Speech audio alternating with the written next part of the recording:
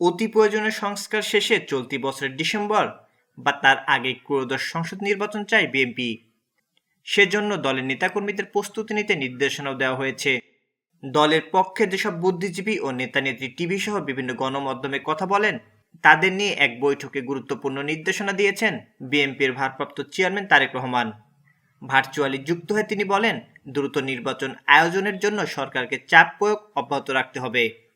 রাজধানীর গুলশানে বিএনপি চেয়ারপারসনের কার্যালয়ে বিএনপিপন্থী বুদ্ধিজীবী ও দলের নেতা-নেত্রী টিভি সহ বিভিন্ন গণমাধ্যমে যারা কথা বলেন, তাদের সঙ্গে বিশেষ এক বৈঠক করেন তারেক রহমান। কয়েকটি বিশ্ববিদ্যালয়ের শিক্ষক, পেশাজীবী, চিকিৎসক, রাজনীতিবিদ সহ ৬২ বিশিষ্ট ব্যক্তি বৈঠকে উপস্থিত ছিলেন। এছাড়া ঢাকা বিশ্ববিদ্যালয়ের বাংলাদেশের জাতীয়বাদে বিশ্বাসী শিক্ষকদের সংগঠন সাদা দলের নেতাদের সঙ্গেও বৈঠকে বসেন তারেক রহমান।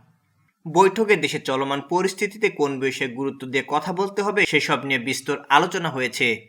তবে মূল কথা ছিল চলতি বছরের ডিসেম্বর কিংবা তার আগে জাতীয় সংসদ নির্বাচনের প্রস্তুতি নিতে হবে। বৈঠকে উপস্থিত কয়েকজন ব্যক্তি জানান, বিএনপির ভারপ্রাপ্ত চেয়ারম্যান বলেছেন, দ্রুত অবাধ সুষ্ঠু নির্বাচনের মাধ্যমে বাংলাদেশের একটি গণতান্ত্রিক ও জনপ্রতিনিধিত্বশীল সরকার ক্ষমতায় দেখতে চান। সংস্কার শেষে ডিসেম্বর তার আগে নির্বাচন সম্ভব। এজন্য সংশ্লিষ্ট শিক্ষক, বুদ্ধিজীবী, লেখক, টকশো ব্যক্তিদের কথা ও যুক্তিতর্ক তুলে ধরতে দলীয় নির্দেশনা দেন তারেক রহমান। চলমান অস্থির পরিস্থিতিতে কিভাবে কথা বলতে ও লিখতে হবে সে বিষয়ে তাগিদ দেন তিনি। বৈঠক সূত্রে জানায়, বৈঠকে কয়েকজন টকশো ব্যক্তিত্ব অন্তর্বর্তীকালীন সরকারের বিভিন্ন কর্মকাণ্ড এবং কয়েকজন উপদেষ্টার দুর্নীতির ব্যাপক সমালোচনা করে বক্তব্য দেন। তারা বলেন, কয়েকজন উপদেষ্টা ক্ষমতার অপব্যবহার করেছেন, বিএনপির নেতাকর্মীদের বিভিন্ন হয়রানি করা হচ্ছে। কোথাও সরকারের কোনো ব্যর্থতা হলে বা অঘটন ঘটলে সেটি ঢাকাতে বিএনপির বিরুদ্ধে অপপ্রচার চালানো হয়।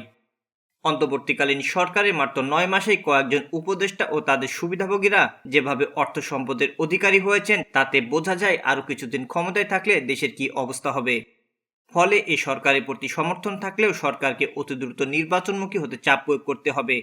তা না হলে দেশের রাজনীতি ও গণতন্ত্র আরও ক্ষতিগ্রস্ত হবে।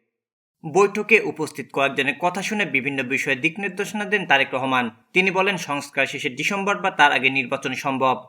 এ বিষয়ে নানাভাবে যুক্তিতর্ক তুলে ধরতে হবে, বিশেষ করে সরকারকে চাপ প্রয়োগ অব্যাহত রাখতে হবে। উল্লেখ্য, প্রধান উপদেষ্টা ডক্টর মোহাম্মদ ইউনূসকে রেখেই দ্রুত নির্বাচন সহ দেশের চলমান সংকটের সমাধান চাই রাজনীতিবিদরা। গত বৃহস্পতিবার রাতে প্রধান উপদেষ্টা পদত্যাগের গুঞ্জনের পরদিন রাজনীতিবিদদের অনেকে সামাজিক যোগাযোগ মাধ্যমে পোস্ট দিয়ে এ বিষয়ে নিজের মতামত তুলে ধরেছেন। কেউ কেউ সংবাদ মাধ্যমের কাছেও মতামত ব্যক্ত করেছেন। তাদের বেশিরভাগই চলমান পরিস্থিতিতে সবাইকে সতর্ক থেকে ঐক্য বজায় রাখার পক্ষে। জাতির বৃহত্তর স্বার্থে ডক্টর মোহাম্মদ ইউনূসকে চেয়ারে রাখতে হবে। তারা আরও বলেন, ডক্টর ইউনূস পদত্যাগ করলেই সব সংকটের সমাধান হবে এটি মনে করার কারণ নেই। এতে বরং সংকট আরও তীব্র হবে, ক্ষতিগ্রস্ত হতে পারে বিপ্লবের মূল চেতনাও। রাজনীতিবিদদের সঙ্গে আলোচনায় আশ্বস্ত করে ডক্টর ইউনূস বলেন, অন্তর্বর্তীকালীন সরকারের সময় আর বাড়বে না এবং নিজের ক্ষমতাও দীর্ঘায়িত করতে চান না।